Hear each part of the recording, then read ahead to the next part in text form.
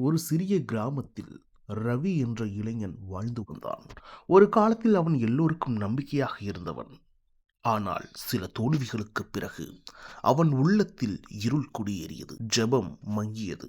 நம்பிக்கை இல்லாமல் போனது. அவன் வாழ்க்கை நிழலாக மாறியது.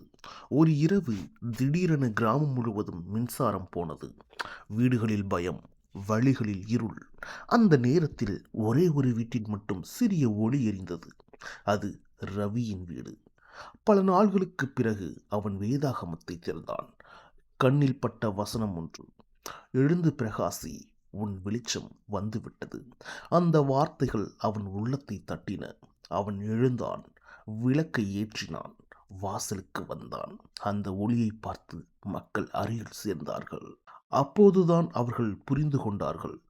இருள் நீங்கியது சூரியன் உதித்ததால் அல்ல, ஒரு மனிதன் உள்ளத்தில் மெய்யான ஒளி வந்ததால். அந்த நாளிலிருந்து ரவி மாறினான். அவன் வாழ்க்கை மட்டுமல்ல, பலரின் இருளுக்கும் வெளிச்சமாக மாறினான். உன் வாழ்க்கையிலும் இருள் இருக்கலாம், ஆனால் தேவன் சொல்கிறார், எழுந்து பிரகாசி, உன் வெளிச்சம் வந்தது.